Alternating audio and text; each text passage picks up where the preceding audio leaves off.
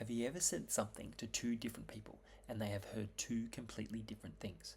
How is it that two people can go through the same experience and walk away totally opposite conclusions? Well, today I want to talk to you, yes you, because this video is about how your mindset shapes your entire reality and how the poor, the middle class and the rich see the world very differently, even though they are looking at the exact same thing. Stick with me, because by the end of this video you're going to understand how your own thinking may be holding you back or setting you up to thrive, and once you see it, you can't unsee it. Have you ever had a conversation with someone, maybe a friend, a colleague, even a family member, about something that just happened, and you're shocked at how differently they interpreted it? Same situation, same words, but totally different reactions. Drop a yes in the comments if you have, because I know for sure I have. So why does this happen? Why can the same message land so differently, depending on who is listening? The answer lies in our mindset, how your beliefs, your life experiences, your inner programming filter the world before you even have fully processed what's happening. And that's exactly what we're going to dive in today. In life, everything has two sides. Have you ever seen a one-sided coin? Have you ever seen a one-sided piece of paper? Have you ever seen a one-sided pancake? The answer is no. That's right. You've got it right. And in life, that is the same. We often see a situation and we see something happen. We project our experiences, our beliefs onto that situation, and often wrongly come to a conclusion. Proverbs 18:17 says this: "The one who states his case first seems right, until the other comes and examines him." So what's the Bible telling us here? It's not just about a courtroom drama. It's about life, relationships, decision making. It's about the danger of premature judgment and the power of perspective. The person who speaks first might sound right. They may look right, and their story might even feel right. But that doesn't mean they are right, because you haven't heard the whole situation. You haven't heard the other side of the story. This verse is God's way of warning you. Don't make decisions based on particular information. That applies in every area: marriage, business, leadership, parenting, or even ministry. Here's the principle: wisdom waits, emotions react, discernment listens, and foolishness assumes. In business, someone might pitch you an opportunity. It sounds amazing. They're charismatic, the numbers look good, but wisdom says, hold on, what's the other side? What are they not saying? What's the risk? Who else is involved? Have I sought godly counsel? In relationships, someone might come to you with a complaint. You're tempted to jump in, take sides, act fast. But Proverbs says, wait, get the full picture. Because if you don't, you might end up defending a lie or attacking the truth. Here's the principle: God operates on truth, not on appearances. And truth is rarely found on the surface. It takes patience, discernment, humility to pause and say, let me hear the other side. Here's the question you should ask: are you making decisions on half the story? Where in your life do you need to pause, listen, and seek understanding before responding? This is now all foundational, so you can understand what we're going to talk about. Okay, so we're going to have a think about windows. Now, a window is usually how you look out, or if you're inside a building, you use a window to look out on a situation, or if you're outside, you're looking into a building. So we're going to have a think about windows, but let's have a think about a car accident. So here's a car accident. Here's an intersection. Here's my intersection. And there's a car accident. Now, you might ask why I put a dollar sign, because car accidents cost money. Now, there's 4 people on each corner. They all see the car accident, but they all have very different perspectives. So this gentleman here is sad. This one here is sad as well. This one is happy. And this one's happy as well. So they all, from their perspective, they all have an opinion about what happened, and what we just would have been talking about, right? From their perspective, that's what it seems like. So This is the windows of life. And often, these different people experience life in different ways. So what's this gentleman's name here? His name is Haj. His name is Have a Job. He has little money,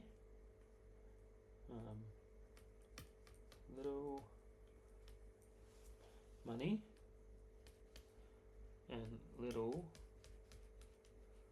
time. Right? This guy's name over here is Oj. This guy owns a job. He has more money than this guy. He's got more money than this guy, but he's got he's got little time, right? Because he is the chief cook and bottle washer, often the chief cook and bottleneck. But here he is. This guy's name over here is Bass. Here we go. This is Bass. This stands for builds a system. And he has lots of money and lots of time. That's why he's happy. And this gentleman up here, he's happy as well. His name is Is. He invests in a system. This guy builds a system and he invests in the system. And this guy has lots of money and lots of time. It's a clock, by the way. So as you can see, this is one situation, one circumstance, but each person from their perspective sees it differently and they experience life differently. This guy here, he has a job and he has not a lot of time and not a lot of money. This guy, he owns a job. This is you're self-employed, and he has more money than this guy, but he's running out of time because he's the chief cook and bottom wash. This guy up here, he's happy. This is a happy guy, because he's built his system.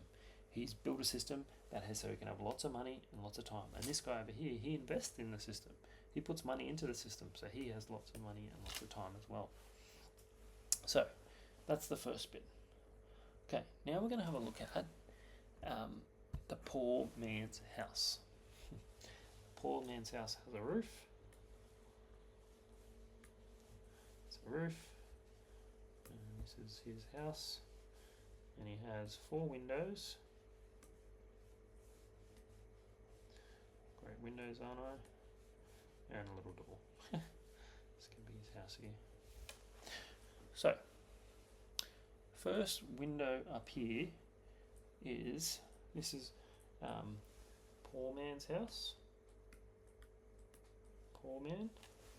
This first window is the income window. Income window. This here is what we call the WRL, wealth reducing liabilities. This is the outgo window, and this is the asset window. Often, the mindset of the poor is that money comes in here to the income window, and often it's a job, right? Often it's a job, in the form of a job. And what happens often with the poor is it comes in the income window and it goes straight into the outgo window in the form of bills. And often the primary purpose of money in a poor man's house is paying bills. And often the question is, which bill am I going to pay today? Am I going to pay the gas bill, the water bill, the electricity bill? I'm going to fill up my car this week. What bill am I going to pay?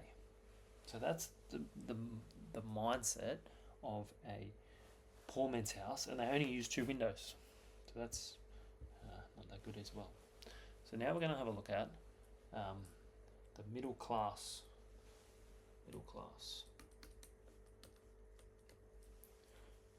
So this is his house again. Oop. There's his roof. Window.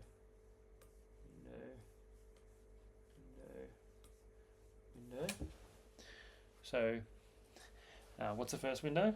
Come and tell me, guys. This is the income window.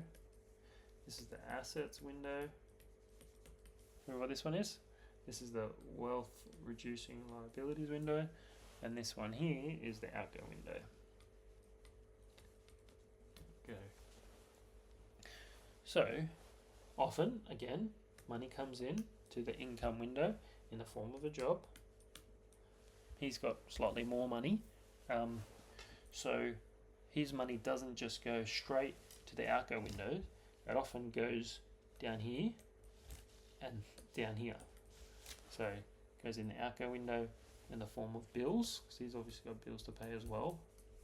But often he puts some of the money in this wealth reducing liabilities. Now what's that window? That window is often cars, houses, clothes, vacations, all the things they purchase to make themselves look rich. Often they're broke and they want to show off, they want to impress people that they don't know and show that they look rich, but on reality they're not rich. So the money comes in the form of a job, goes into the wealth reducing liabilities, goes in the outgo window in the form of bills, and yeah, this is the primary purpose of money is to spend it on wealth reducing liabilities. So that's the mindset of the middle class.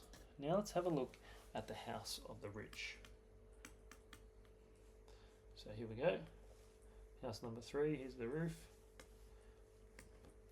So we've got window 1, 2, 3, 4. So, do you guys remember this one? Is the income window. Do you remember what this one is? Assets, that's right. Wealth reducing liabilities and outgo. So often the rich have money coming in to the income window. But here's what they do first. So before they go to the outgo window and go out in the form of bills, before they go on the wealth reducing liabilities, they take some of their income and they put it over here into the assets window.